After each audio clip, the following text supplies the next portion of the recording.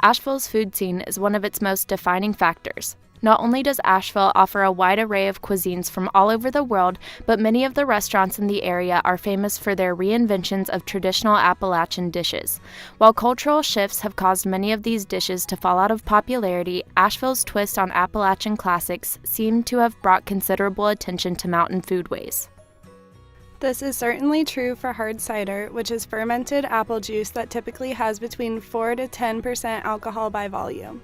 Sitting in one of Asheville's many popular bars, kitchens, or lounges, it is common to see at least one cider on draft from one of the area's local cideries, such as Noble Cider, Urban Orchard Cider Company, or Bold Rock Hard Cider. But a common problem with many of the Appalachian foods served in Asheville, North Carolina, is that they are often served to the masses without any note of their histories or cultural significance in the region. As explained by numerous mountain cookbooks and articles written about Appalachian foodways, many of the Appalachian foods that are consumed today have long and dynamic histories, much of which involving class, race, and food sovereignty. Hard cider is no exception. For the 17th century American drinker, hard cider was a staple. While apple trees had no trouble taking to American soil, it was hard to cultivate barley and other grains necessary for the production of beer. Easily, apple cider became the beverage of choice. In addition to being the most widely available beverage in America, hard cider's purifying alcohol content appealed to early Americans, who were often vulnerable to poor health outcomes due to their relatively underdeveloped environments. Most of the water available to settlers was highly contaminated and exposed them to diseases such as typhoid, cholera, and dysentery. Cider was considered a healthful alternative and was renowned as being a digestive aid and preventative treatment for rheumatism, gout, kidney stones, and fever. Moreover, hard cider was said to promote longevity, which is why John Adams, who lived to be 91 years old, began every day with it. While running the Board of War and Ordnance in Philadelphia, where cider wasn't as plentiful, Adams wrote to his wife, "I would give 3 guineas for a barrel of your cider," before complaining that with the lack of cider, milk has become the breakfast of many of the wealthiest families. And while no one ever built an entire political campaign around milk, William Henry Harrison, also known as Old Tippecanoe, won the presidential race by using cider as a symbol of core American values. Positing that the opposing candidate, Martin Van Buren, indulged in luxuries that the average commoner could not afford, Harrison appealed to the Whig Party by promoting himself as a rugged man of the people who shared the same affinity for cider as the common folk.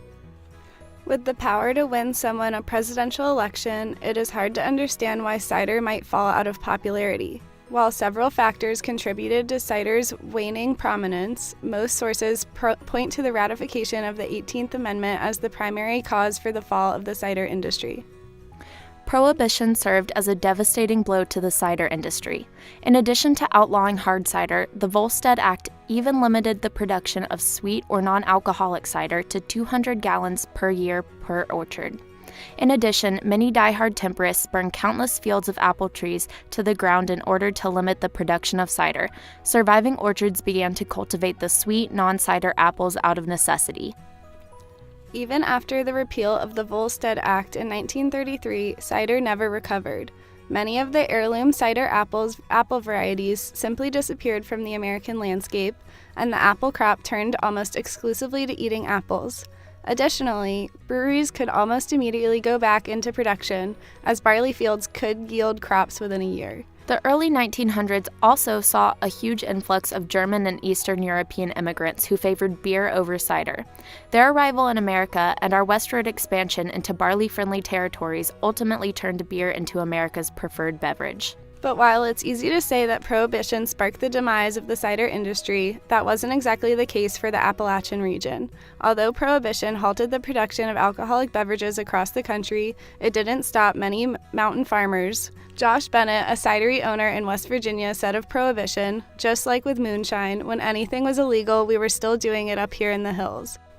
Today, many people shared the same spirit for hard cider that the mountain farmers once did.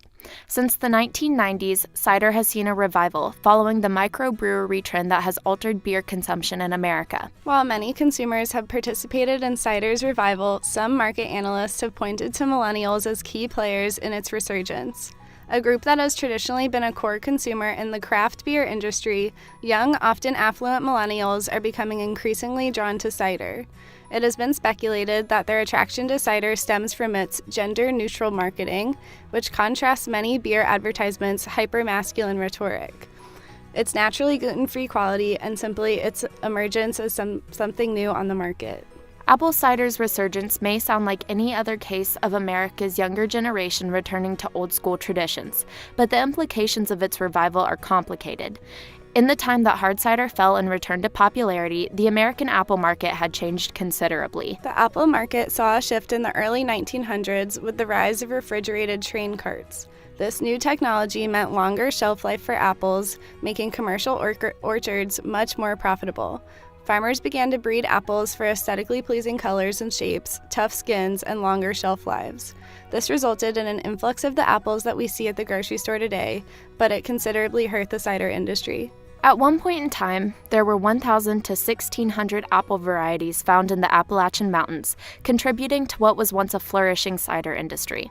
Today, despite a diverse array of apple varieties, only a few in North America are known by name. These include Gala, Golden Delicious, Red Delicious, Fuji, Pink Lady, and Granny Smith. These varieties dominate the Western market, creating a problem for cider makers in the United States. As Diane Flint, the former owner of Foggy Ridge Cider, says, if you know the name of the apple, it's likely not a good cider apple. But the monoculture system of American agriculture has largely focused on the apples with high sugar content, perfect for snacking or baking in pies. While plenty of apples are produced across the U.S., the thousands of apple varieties that contain high levels of acid and tannin, characteristics of apples that make them perfect for cider making, go largely ignored. In response to the apple industry's lack of accommodation, many cider makers have started growing their own cider apples, just like the ones their forefathers grew.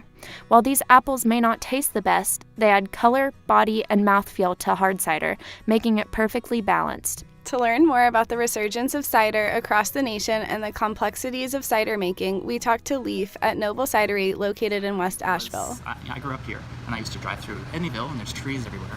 And when sort of beer started taking off here, I wondered why no one was doing cider. Because we have apples. We don't really have grain, but we have apples. And so it's kind of the reason we started on this journey. A lot of people who have never tried cider, particularly men, are like, no, I don't want to try a cider, I want beer. And then we're just, just try it. And then it's surprising how many guys really actually like it. 8-9 years ago, there really weren't that many cider companies around in the whole United States.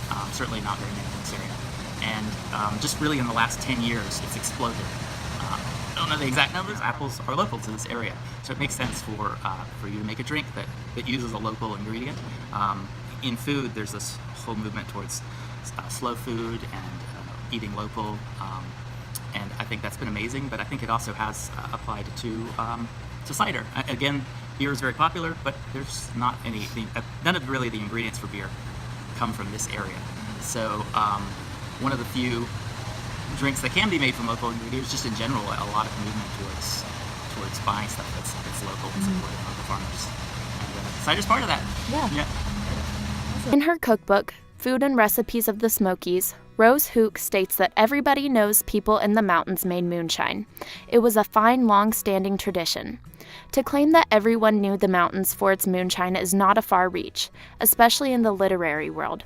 In an effort to produce a countless array of novels, biographies, films, and television shows about moonshine, writers have left little space for hard cider to make an appearance. While many books have been written about hard cider, the likelihood of stumbling across a passage about cider in other, less specific texts is very slim. Presumably, the stories of the mountain farmers who continued to grow apples in the face of prohibition aren't quite as compelling as the action-packed stories of bootleggers who took to racing cars full of moonshine through the night to avoid local police.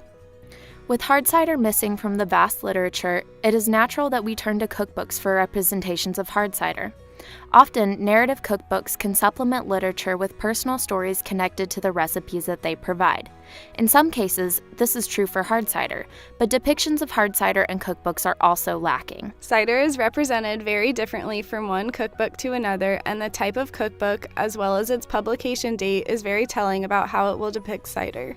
Rose Hook's cookbook, Food and Recipes of the Smokies, published in 1996, relies on stories from Dory Cope, a renowned mountain woman, to explain how cider was made prior to 1912, which was likely the year that a modern cider press made its way into the mountain town that she lived in.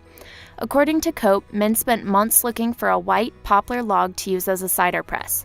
After finding one, they stripped away the bark and removed the limbs, before hollowing out one side and putting a hole in the bottom for the juice to drip out of. Next, apples were quartered and placed into the hollowed part of the log to be pounded with a mallet.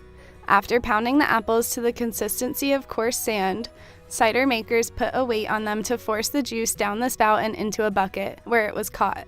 The juice would then get strained through a cheesecloth and put in barrels, where it quickly fermented. In the cookbook, Dory Cope boasts that the hard cider her family made could make you drunk as moonshine, implying that Cope had quite a few anecdotes tied to hard cider. With the rise in the popularity of hard cider, many newer commercial cookbooks appeal to readers by promoting various craft ciders and discussing the potential of the hard cider industry. Ronnie Lundy's 2016 cookbook Vittles, for example, paints the revival of hard cider as an opportunity to restore ecosystems, support the economy, and educate the nation's agriculture students. While many contemporary cookbooks are beginning to incorporate cider into their narratives and recipes, it is important to assess where cider is still underrepresented. What a cookbook says about hard cider is certainly important, but what it doesn't say can have equally important meaning. To find hard cider in a community cookbook would be extremely atypical, which is most likely due to the socio-political origin of the cookbook genre. Since the Civil War, community cookbooks have been published by women in nonprofit groups throughout the United States, benefiting churches, schools, cemetery associations, and notably the temperance movement. While temperance was a popular cause among most Protestants, women had a particular interest in the cause because they felt that the drunkenness of others was particularly burdensome for women and children. Since many of the community cookbooks preserved today were published by church groups, it is clear why cider fails to make an appearance. It is also notable that many cookbooks donning the word Southern in their title fail to address hard cider. This prompts the question, is hard cider an intrinsically Appalachian beverage, or has its fiercely dynamic history pushed it out of the mountain culture? The answer to this question may not lie in the cookbooks, but in the hard work of cider producers at Noble Cider, Urban Orchard, and Bold Rock. With the farm-to-table movement we see today, hard cider seems to be as Appalachian as ever, and we must rely on Appalachian cider producers to tell its valuable history.